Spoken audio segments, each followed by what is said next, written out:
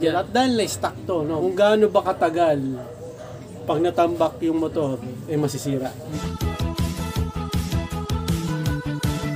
Please subscribe nyo ako sa iba ko pang YouTube channel. Please follow nyo ako sa iba ko pang social media account ko. Lalo na sa TikTok ko. Oh yeah! What's up sa mga ka-reveal? John Magstulo here. Ang may pinakamalakas na pwes sa buong Kalabakan. Bate. It's me, Jamorant. Ano?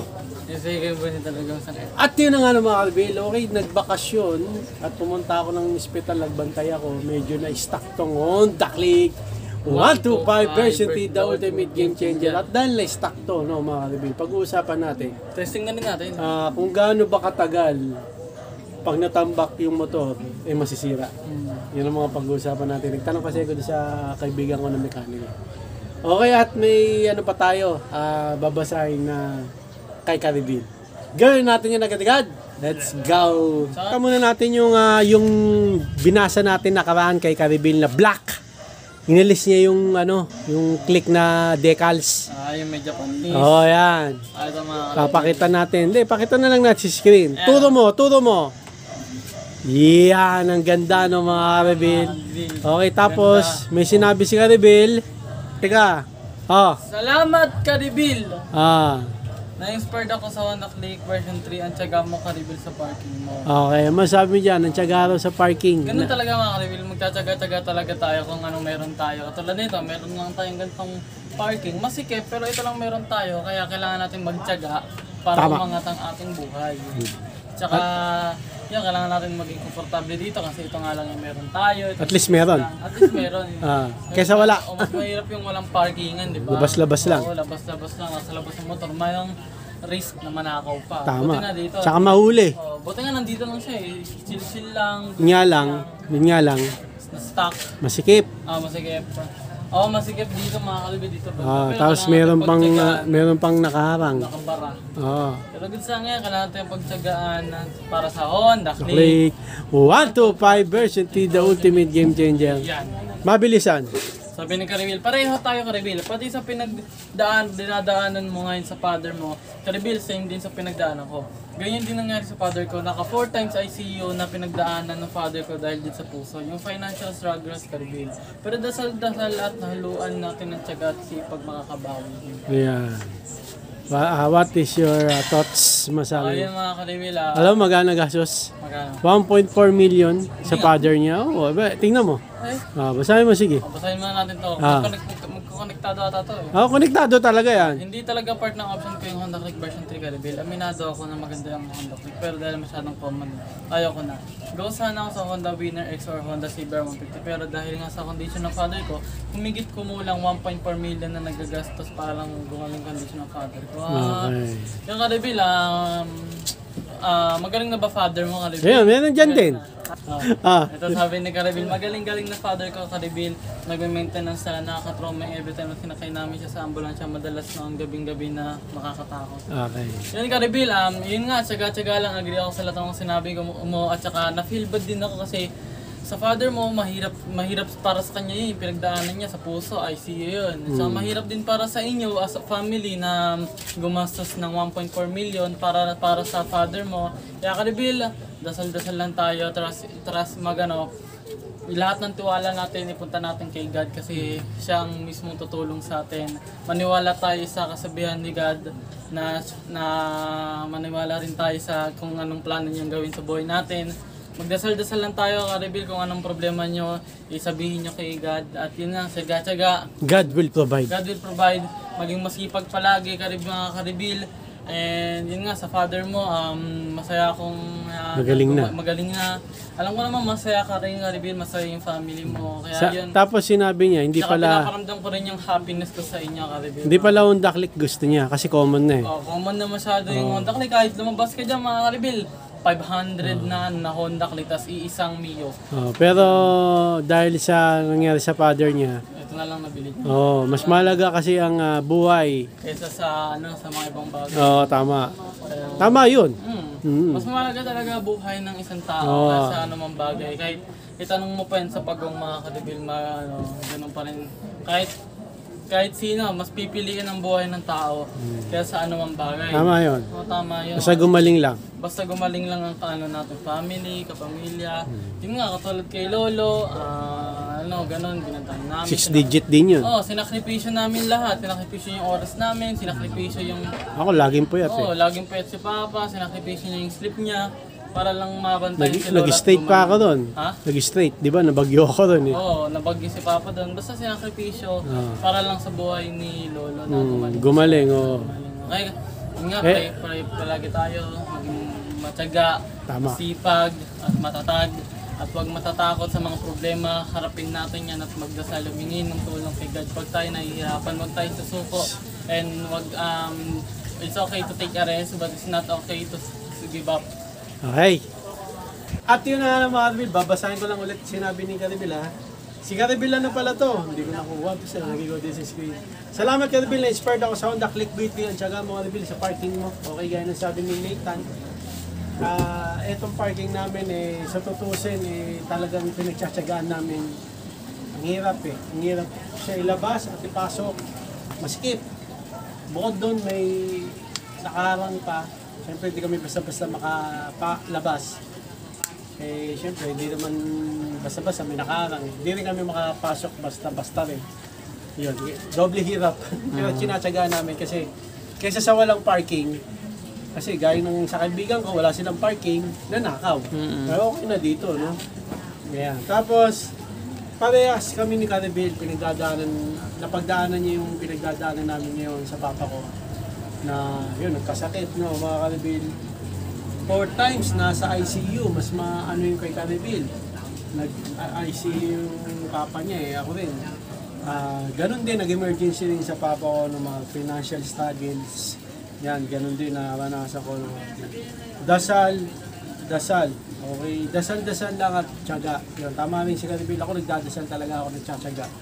No, para kay Papa, no, mga Karibil. Tapos, hindi talaga part hindi ito ang plano ni Karibil na Honda Click. 125 version T, the ultimate game changer. Ang gusto niya talaga Honda Winner X or Honda CBR 150 dito. So dahil hospital yung father niya, 1.4 million ang ginastos. Ito na yung pinili niya, no? Mas mahalaga daw ang buhay kaysa sa anumang bagay. Tama naman, no? Ako rin naman di ba? Ganun din naman ang gagawin ko pagka, di ba, mangyari man ang mangyari. Pero sana, si Papa, nauwi na namin.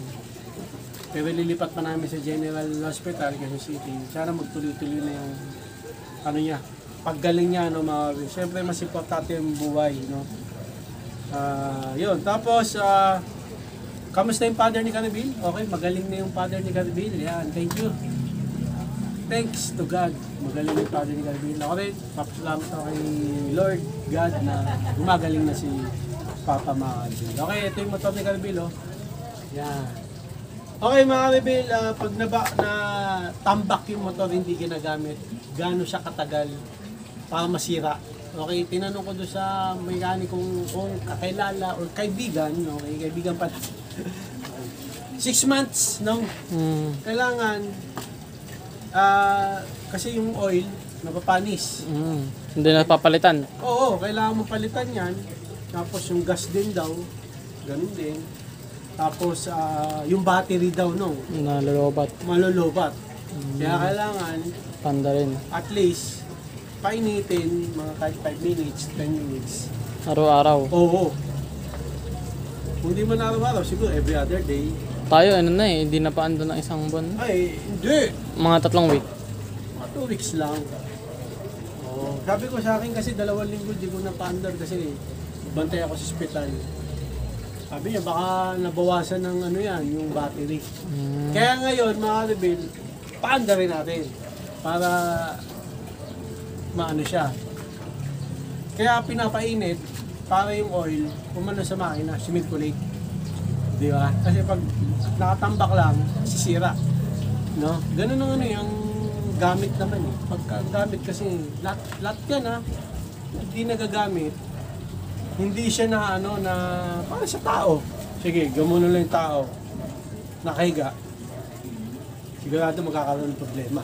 Oo. Di ba? Sabi nga daw, pag 7 days na nakahiga ka lang, hindi ka gumagalaw, hindi ka nag-stretching, na kasi nakahiga ka lang, mamamatay ka. Oo, sinabi din naman sa ospital kailangan Gumalaw-galaw. lakad-lakad. Kasi pag di ka daw gumalaw, hindi rin gagalaw yung mga ano mo. Dugo, ganyan. Oo, kung ano man. Sabi nila, Lalo ka magkakasakit. pag nakahiga ka daw ng 7 days, tas tumayo ka, puputok daw yung ugat sa ulo mo. Kaya nga dapat, ganun din sa gamit. Ito, 2 weeks na, paanda rin na natin para maano naman siya, ano yung mga ugat-ugat niya. Hindi, yung Tara. mga makina niya, yan. Survive. Oo. At yun na nga na mga kabil, okay, huwag mong pipigain huwag mo throttle, I mean. 5 minutes nating paanda rin kasi 2 weeks pa kasi siyang hindi na paandar. Sige, start. Yan. Okay. Takas? Anong oras dyan? 137. So, 1:42. Natin siya patayin. Okay. Huwag mo lang munang i-throttle. Hayaan mo lang siyang sumirculate yung ano niya, dugo. Hindi, yung oil, di ba? Ha? Ganun talaga.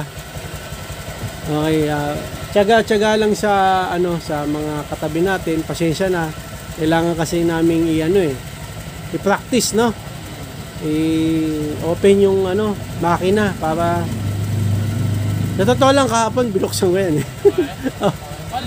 bago ako umalis. Ha? 3 minutes. Hindi ko nga alam paano na mag-start nakalimutan ko Galing. Huwag mo na preno. Umiilaw sa Umiilaw yan pag nag-preno. Okay. So gawin mo nung ilang minuto? 1 minute pa lang. Ano mo na. Throttle. Minute. Birit, dandaan lang. Tama na. Ako naman. Ulit mong testing ng Okay.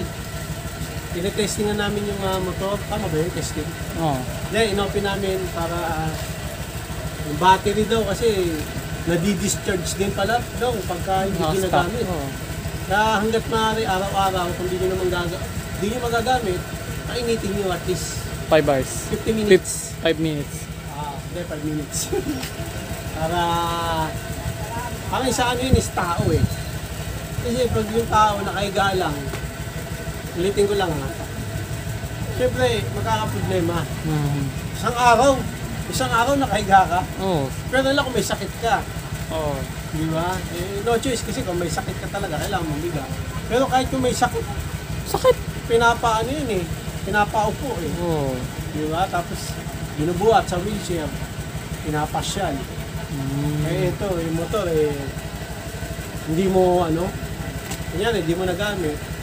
Pag di mo magagamit, bigay nyo na lang sa amin. Kami nagagamit. Kami na. Kami na magte-testing, kami na lahat. Kami lahat. Okay? Kasi Testing di mo magamit, baka busy ka, wala nang use sa'yo yung motor, kami willing kami na gumamit yan. Kami na. Para sa'yo. Kasi kung hindi mo magagamit, masisira lang yan. Kaya kami na lang, magagamit pa namin. Hindi mo na lang sa amin, kami nang bahala dyan. Magagamit namin yan every day. 3 times a day. 365 A year. Lifetime. Hindi. So pag hindi nyo nagamit mga kabil, painitin nyo. Okay? Kasi may pala yun may mangyayaring hindi maganda. Malang paggawa mo to, di ba? 1 minute na lang, papatay na natin kasi rin. Maingay. Hindi. Throttle mo. Bukod sa maingay, yung usok, siyempre tote. Birit. Marunong pa ako.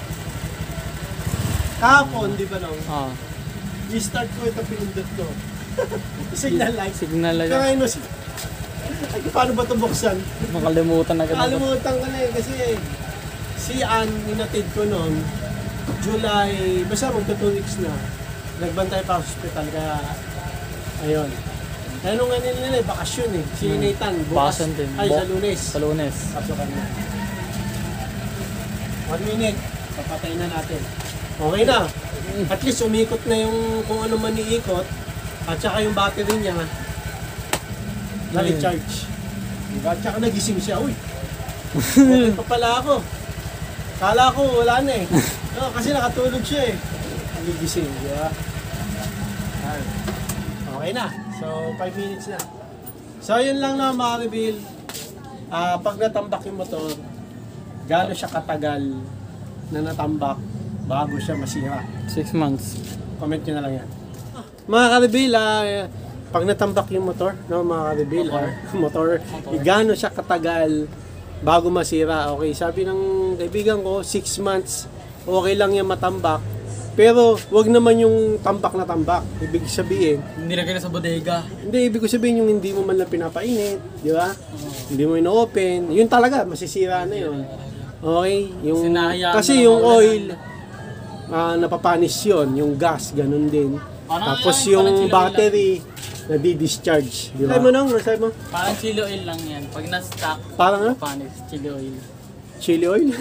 Oo, tama. Yung mga pagkain, di ba? Pag Pag na-stock. na-stock, Oo, tama. mapapanis yan. Ganun din naman sa tao, no? Pag na-stock, kanya, nakahiga lang. Magkakaproblema rin. Pag na-stock siya, di siya minamahal. Siyempre, madedepress siya. Okay, tapos doon kay Caribil na nagsabi, no, na-inspired siya dito sa Honda Click 125 version T, the ultimate game changer, yun. Salamat no, Caribil. Pero hindi niya plano yun, no? Nabili niya lang dahil nagkaroon ng financial struggles o issue sa father niya, 1.4 million, no? Grabe. Pero alam niyo naman na mas mahalaga talaga ang buhay, no, kaysa kung anumang bagay, no. Yun, tapos sabi ni Caribil, dasal-dasal lang at sama ng tiyaga. Tama yun, no, Caribil, ako ganun din.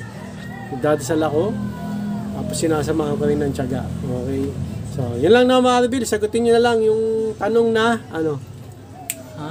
yung tanong, Gaano katagal paano masira itong gaano katagal Hon- para masira, oo. Honda Click 125 version T, the ultimate game changer. Comment lang yan. So, nandito lang mga Caribil.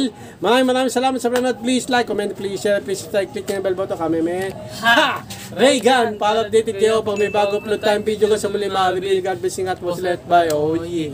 Bow ng headset.